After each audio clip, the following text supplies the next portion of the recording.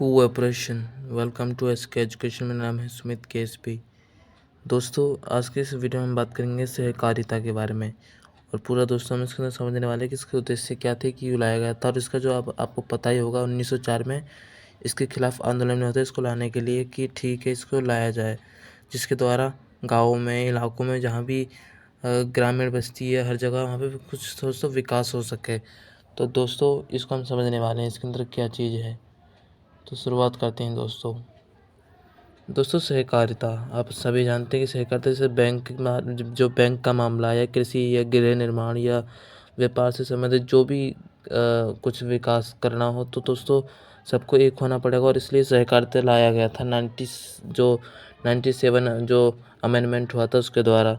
जब ये 97 अमेंडमेंट हो जाता है, 2012 में पूरा पास हो जाता है, तो दोस्तों इसको लागू कर दिया जाता है और ये हो जाता है। फिर ये कानून इसको जब संशोधन होने के बाद दोस्तों इसमें बताया जाता है क्या क्या किस तरीके से विकास होना चाहिए।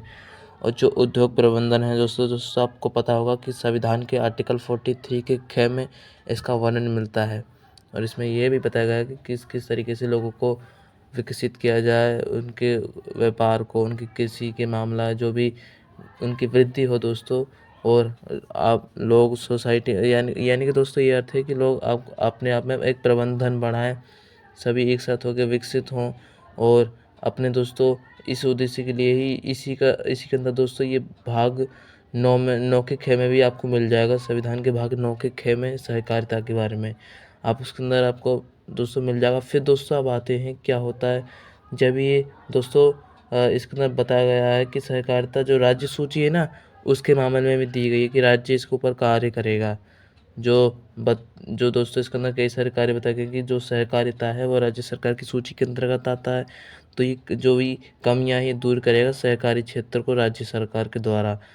और दोस्तों आपको 19 के जो आर्टिकल 1919 के क में भी आपको पता होगा, उसके अंदर भी बताया गया है दोस्तों किस तरीके से क्या क्या होगा। सभी नागरिकों को ये अधिकार दिए गए हैं कि वो हर जगह व्यापार कर सकते हैं, आपको पता होगा, बच सकते हैं और कुछ भी कर सकते हैं दोस्तों। वहाँ पे लोगों को स्वतंत्रता दे दी गई है, जैसे अभिव्यक्ति की स्वतंत्रता दी गई है ना, कहीं भी कुछ भी कर सकते हैं।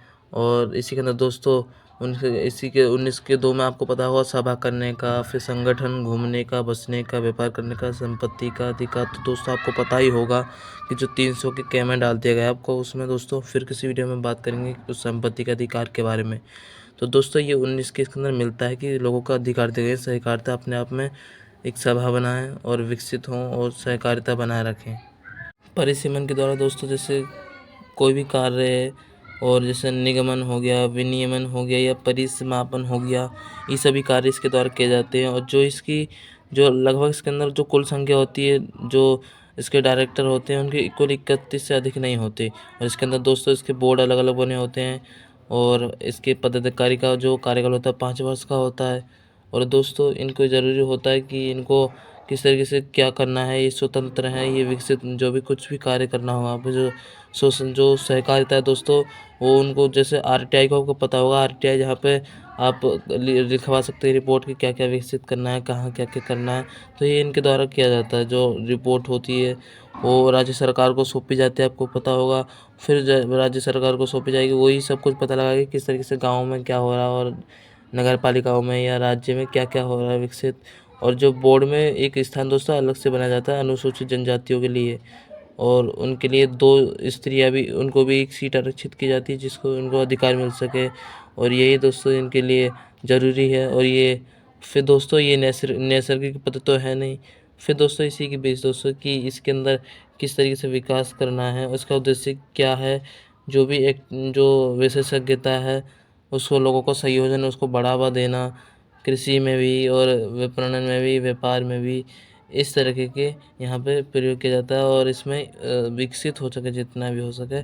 और जो सदस्यों की बैठक है दोस्तों, उसकी न्यूनतम अपेक्षा होती है, यानी कि दोस्तों इसके बीच इनका कार्यकाल और इनका न्यूनतम इसकी अपेक्षा मानी जाती है। इसके बीच इनका कार्यकाल होगा बैठकों की, वो आपको बता दिया मैंने 5 वर्ष की होती है। ये उसी से मिलता जुलता है दोस्तों।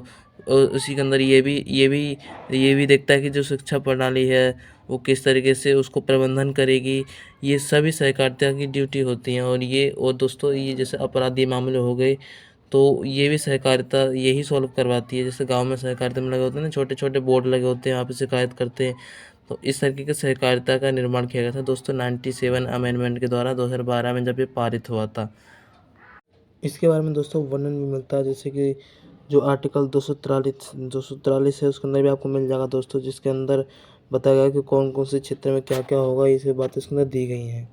जैसे कि दोस्तों बताया गया ना, जैसे कि 243 के आर्टिकल में तो शुरू से में पंचायत का दिया गया है, उसके बाद दोस्तों नगर पालिका, उसके बाद आती है दोस्तों सहकारी समिति। तो आपको उसके अंदर पूरा मिल जाएगा, उसके अंदर परिभाषा, उसका अभी मैं बता चुका हूँ कार्यकाल, और दोस्तों उसके अंदर ये भी पता चलता है उनका चुनाव किस तरीके से होता है।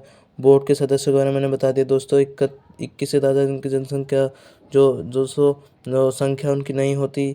इस तरह से लेखा का आरक्षण किस तरीके से करते हैं वो मैं बता चुका हूँ कि वो पता लगाते हैं क्या-क्या करते हैं, और जो भी कुछ भी निर्माण करना हो, विकास करना हो, वो सभी देखते हैं। अपराध और दंड का मामला भी वही देखते हैं, और कोई भी कानून लागू करना हो तो वो भी वही देखते हैं, सहकारिता के जो सदस्य होते हैं। तो दोस्तों ये पूरा आसान लगा दोस्तों, बिल्कुल आसान था दोस्तों। मिलेंगे दोस्तों नेक्स्ट वीडियो में। आज के लिए धन्यवाद। जय हिंद, जय भारत।